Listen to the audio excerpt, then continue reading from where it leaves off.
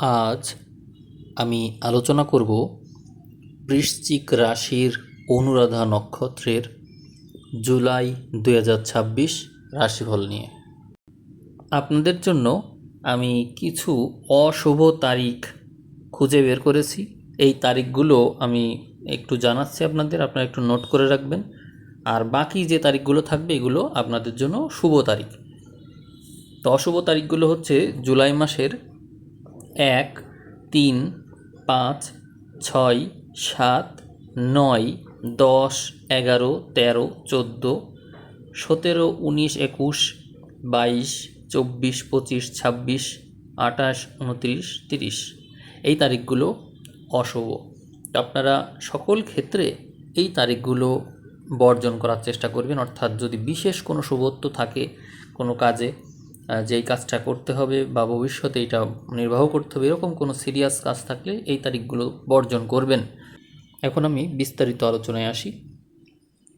2026 সালের জুলাই মাসটি বৃশ্চিক রাশির অনুরাধা নক্ষত্রের জাতক জাতিকাদের জন্য পেশাগত উন্নতি, আর্থিক লাভ এবং আধ্যাত্মিক রূপান্তরের একটি অত্যন্ত সম্ভাবনাময় মাস হতে চলেছে। শনি এবং বৃহস্পতির অনুকূল গোচর এর কারণে আপনি আপনার দীর্ঘ জীবনের পরিশ্রমের ফল এই মাসে পাবেন। তবে বিশেষ বিশেষ ক্ষেত্রে সতর্কতাও প্রয়োজন, সেটি আমি সামনে আসলে অবশ্যই জানাবো।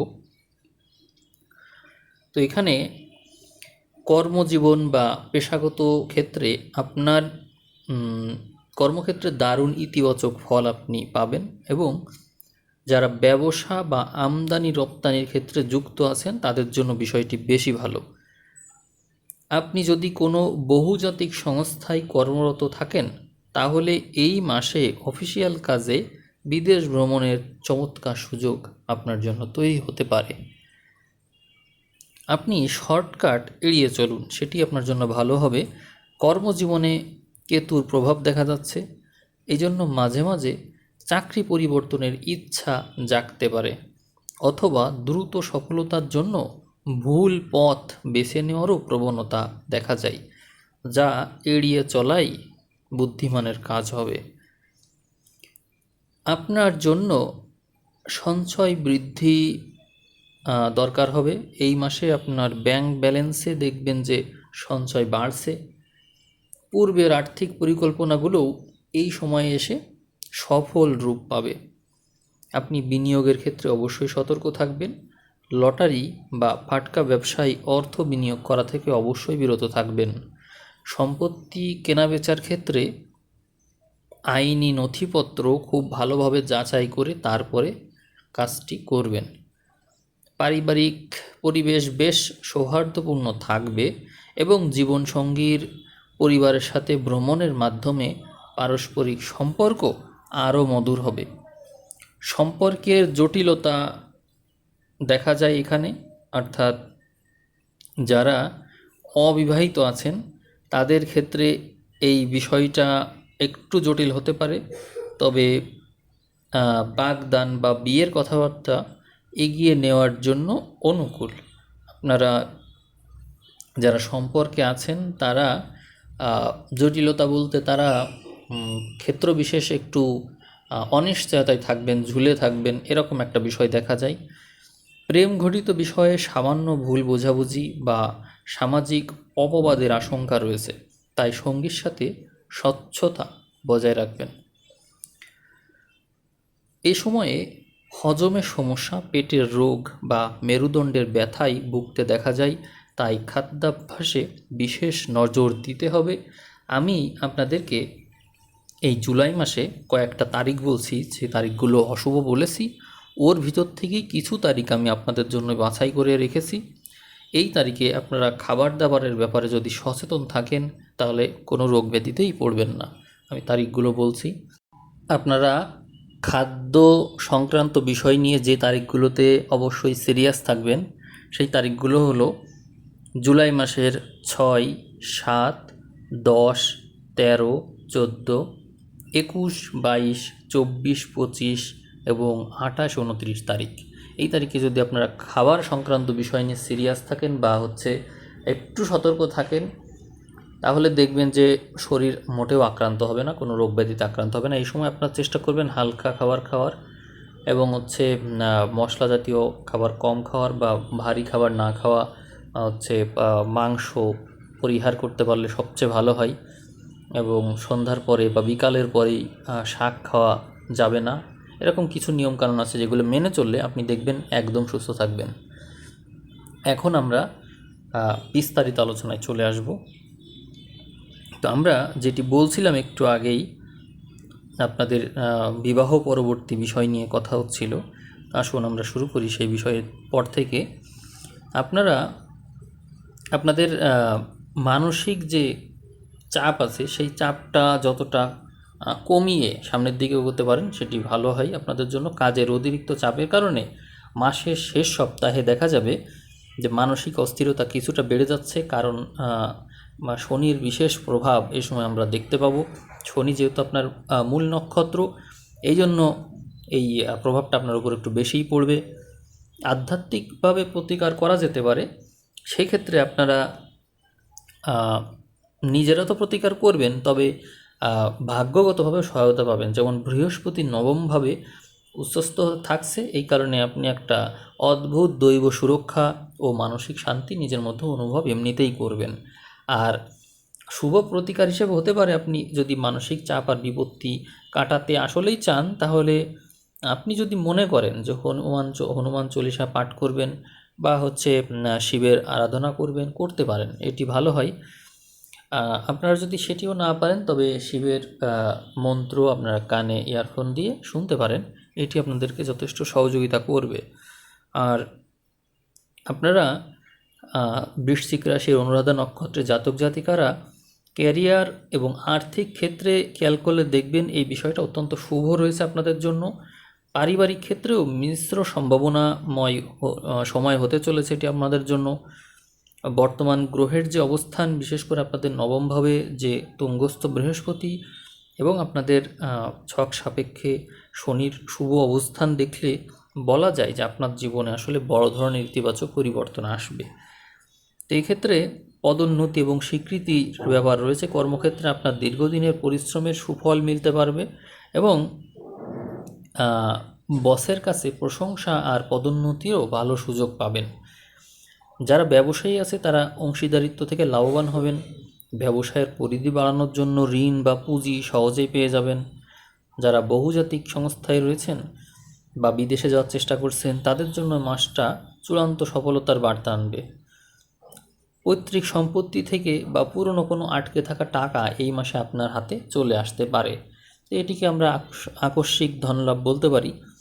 বিনিয়োগের ক্ষেত্রেও সুফল দেখতে পাবেন। অতীতে করা মিউচুয়াল ফান্ড বা শেয়ার বাজারে যদি কোনো দীর্ঘমেয়াদী বিনিয়োগ থাকে, সেখান থেকেও ভালো রিটার্ন পাওয়ার যোগ এই মাসে দেখা যায়। কারণ এই বিষয়গুলো ঘটছে কেন, আপনার যে দ্বিতীয় ঘর, সম্পদের ঘর, এই ঘরে শুভ গ্রহের প্রভাব দেখা যায়, এই জন্য আর কি এই কথাগুলো আমি বলছি।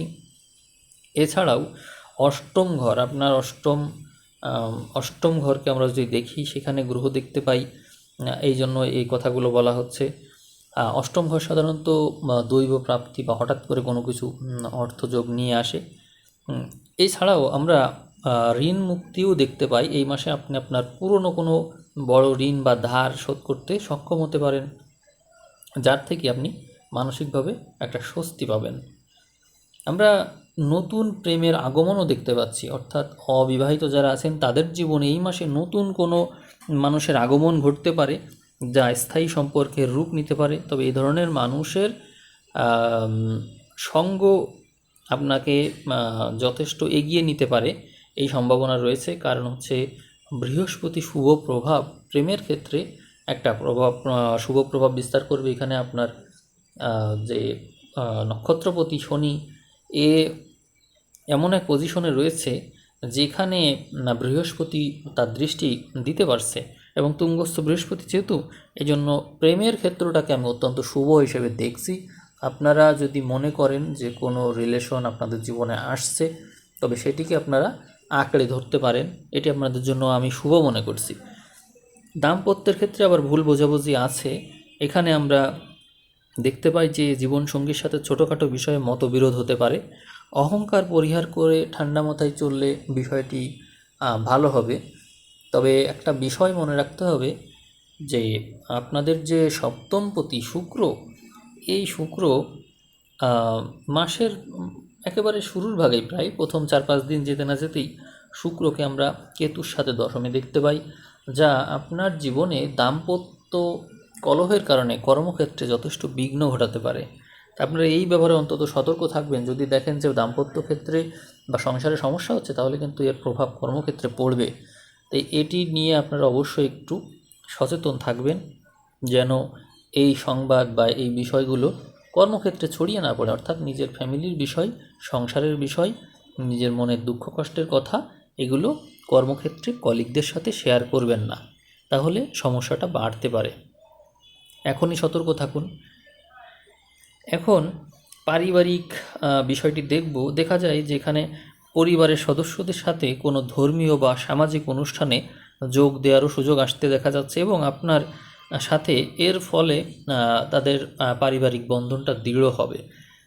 উচ্চশিক্ষায় আমরা সাফল্য দেখতে পাই। অনুরাধা নক্ষত্রের শিক্ষার্থীরা উচ্চশিক্ষা বা গবেষণার সাথে যুক্ত থাকতে পছন্দ করেন, এবং যদি আপনারা থাকেন এর সাথে যুক্ত, তাহলে আপনারা দুর্দান্ত ফলও পাবেন। আর প্রতিযোগিতামূলক পরীক্ষায়, বিশেষ করে সরকারি চাকরিতে বা কোনো কঠিন প্রতিযোগিতামূলক পরীক্ষায় প্রস্তুতির জন্য এই মাসটা খুব অনুকূল। আর যদি মনোযোগ বজায় রাখতে পারেন, তাহলে আপনার সাফল্যও কিন্তু বৃদ্ধি পাবে। আপনারা মনে রাখবেন যে আপনার দশম ঘরে কেতু এবং শুক্র অবস্থান করছে। এখানে আপনারা যে সমস্ত বিষয়গুলো খুব ক্রিটিক্যালি হ্যান্ডেল করতে হয়, খুব গোপনে পড়াশোনা করতে হয়, খুব গভীর টেকনিক অবলম্বন করতে হয়, এগুলো করে চললে খুব সহজে আপনি ভালো করবেন। এই কথাগুলো মনে রাখবেন। অর্থাৎ এই সময় আমরা গবেষণামূলক কাজেই সবচেয়ে বেশি সাফল্য দেখতে পাই। এছাড়াও আমরা এর আগেও বলেছি যে পেটের সমস্যা ভুগতে হতে পারে, বিশেষ করে হজমের সমস্যা, গ্যাস, লিভারের সমস্যা, এগুলো তো রয়েছে। এই জন্য বাইরের খাবার পুরোপুরি আপনি এড়িয়ে চলবেন। মানসিক অবসাদের একটা বিষয় আমরা দেখতে পাচ্ছি এখানে। স্নায়বিক বেদনার কারণে আপনার অনিদ্রা আর মানসিক ক্লান্তি দেখা দেবে। তাই নিয়মিত যদি সম্ভব হয় যোগব্যায়াম বা প্রাণায়াম, মেডিটেশন যদি সম্ভব হয় তো করবেন। আপনারা এই সময়ে বড় কোনো চুক্তি করবেন না। আইনি কোনো নথিতে বা বড় অঙ্কের লেনদেন করার ক্ষেত্রে, স্বাক্ষরের ক্ষেত্রে বা এই বিষয়ে কোনো প্রকার ইনফরমেশন দেওয়ার ক্ষেত্রে আপনারা অবশ্যই সতর্ক থাকবেন। আপনারা প্রতিদিন সকালে যদি মনে করেন যে সূর্যদেবকে জল দেওয়ার সুযোগ আছে, দিতে পারেন। এছাড়াও আপনারা শনিদেবের যদি কোনো আরাধনা বা কোনো মন্ত্র শুনতে চান করতে পারেন, কারণ হচ্ছে শনিদেব হচ্ছে আপনাদের মূল গ্রহ অধিপতি, নক্ষত্র অধিপতি। এটি হচ্ছে কথা। তো আপনারা বেশ কিছু বিষয় নিয়ে শুনলেন। এখন আমি আর শেষ কয়েকটা মিনিট বিভিন্ন বিষয় যেগুলো বাদ পড়তে পারে বলে আমার মনে হচ্ছে সেগুলো নিয়ে একটু আলোচনা করে দিচ্ছি। আপনাদের প্রাপ্তি যোগের বিষয়টা আরেকটু নিশ্চিত করি। আপনারা ততটাই ফল পাবেন যতটা আপনারা চেষ্টা করবেন। আপনাদের একাদশ ঘরে আমরা দেখতে পাই আপনার নক্ষত্র অধিপতির দৃষ্টি এবং সম্পদের ঘরে গ্রহর দৃষ্টি আছে, অর্থাৎ আপনাদের প্রাপ্তিযোগ ভালো। এখন আমরা ব্যয়ের বিষয়টা দেখব। ব্যয়ের ঘরে বিশেষ কোনো গ্রহের দৃষ্টি নেই, তবে ব্যয় অধিপতি কর্মক্ষেত্রে থাকার কারণে আপনাদের বিদেশ গমন বা বৈদেশিক সূত্র থেকে অবশ্যই আয় হবে, এবং এইটাই মূলত ব্যালেন্স করবে। অর্থাৎ এই বিষয়টা আরও একটু বেশিই ভালো মনে হলো আমার কাছে। আপনারা যদি বিনিয়োগ করেন, বিনিয়োগের ক্ষেত্রে অবশ্যই ভালো করবেন। চাকরি বাকরির ক্ষেত্রটাও যথেষ্ট শুভ দেখছি এই মাসে। বাড়ি গাড়ি ক্রয়ের বিষয়ে সাবধানতা অবলম্বন করলেই ভালো করবেন। জমি জমা, বাড়ি গাড়ি ক্রয় বিক্রয় এই সংক্রান্ত বিষয়ে অবশ্যই, আগেও বলেছি আবারও বলছি, নথিপত্রের বিষয়গুলো ঠিকঠাক না দেখে এগোতে যাবেন না, কারণ প্রতারণার সম্মুখীন হতে পারে আপনাকে। এই সম্ভাবনা একটু বেশিই আছে। প্রেম বিবাহের ক্ষেত্রে ঝামেলা আছে, তবে আগেও বলেছি যে প্রেম বিবাহের ক্ষেত্রে আপনারা এমনভাবে এগোবেন না যাতে করে তার প্রভাব কর্মক্ষেত্রে পড়ে এবং কর্মক্ষেত্রে দুর্নামের ভাগী হতে পারে আপনাকে। এই সময়ে আমরা বিচ্ছেদের প্রভাবটা সরাসরি দেখছি না, তবে ঝুলে থাকার প্রবণতা দেখা যায়। একজন আরেকজনের সাথে কথা বলা বন্ধ বা দূরত্ব বজায় রাখা, মানসিক একটা দূরত্ব, এগুলো আছে।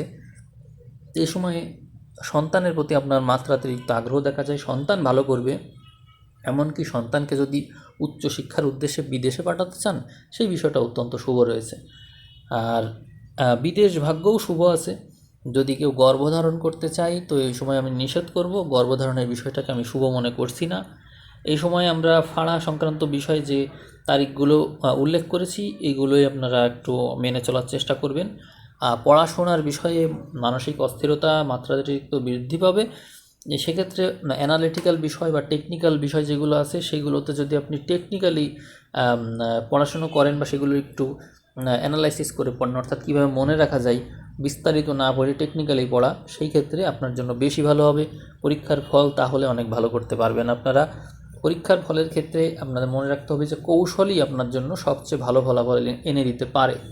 আমরা সার্ভিসের ক্ষেত্রে দেখতে পাই যে একটু বিপজ্জনক পরিস্থিতির মধ্যে দিয়ে আপনাকে যেতে হতে পারে, অর্থাৎ অতিরিক্ত পরিশ্রম করা বা রিস্ক নিয়ে ফেলা, এগুলো কিন্তু বিপদের কারণ হতে পারে। আপনারা অবশ্যই অশুভ তারিখগুলো বিবেচনা করেই তারপরে এই ধরনের রিস্ক নেবেন। প্রমোশন, এই সময় প্রমোশনের মাত্রা বেশি, এবং এই সময়ে একটা বিষয় দেখবেন যে যে ঘটনাগুলো আপনার সাথে ঘটবে, বিশেষ করে ট্রান্সফারের বিষয়ে বা প্রমোশন বিষয়, এগুলোও আপনার জন্য অত্যন্ত শুভ হয়ে দাঁড়াবে। কারণ হচ্ছে ট্রান্সফারের এখানে আমরা শুভ গ্রহের দৃষ্টি দেখতে পাই, এবং আপনার যে প্রমোশনের যে ঘর সেখানে অত্যন্ত শুভ গ্রহের অবস্থান রয়েছে। অতএব এই দুটো বিষয় অত্যন্ত ভালো, উচ্চশিক্ষার বিষয় অত্যন্ত ভালো রয়েছে। আর ব্যবসা বাণিজ্যের ক্ষেত্রে আপনারা বাকিতে লেনদেন না করলে যথেষ্ট ভালো করবেন, এই বিষয়টা অবশ্যই মাথায় রাখবেন। মামলা মোকদ্দমার ক্ষেত্রে আমরা একটু একটু সতর্ক থাকব, তবে কোনো ভালো সুপরামর্শকের সহযোগিতা ছাড়া আমরা রিস্ক নিতে যাব না, এই বিষয়টা যেন আমরা মাথায় রাখি। এই সময় আমাদের দৈবপ্রাপ্তির বিষয়টা ক্ষেত্র বিশেষ শুভ, ক্ষেত্র বিশেষ অশুভ। তবে আমরা এই অনুরাধা নক্ষত্রের জাতক জাতিকারা, শনির নক্ষত্রের জাতক জাতিকারা আমরা দৈব প্রাপ্তির বিষয় নিয়ে এত চিন্তা করব না। আমরা লটারি জুয়া ফাটকা থেকে বিরত থাকব, তবে পরিশ্রম করলে ভাগ্য আমাদেরকে এমনিতেই সঙ্গ দেবে, এই বিষয়টা মেনে রেখে আমরা এগোবো। সবশেষে মেডিটেশন, প্রাণায়াম, এই সমস্ত বিষয়ে আপনাদেরকে বলবো যে আপনারা এগুলোর দিকে এগোতে পারেন। এগুলো আপনাদের জীবনকে আরও বেশি মানে স্থিরতা এনে দিতে পারে, এবং ভালো ভালো সচ্ছল জীবন যাপনে সহযোগিতা করতে পারে। সবার শুভকামনা রেখে আমি আজকের ভিডিও এখানে শেষ করলাম। সবাইকে অসংখ্য ধন্যবাদ।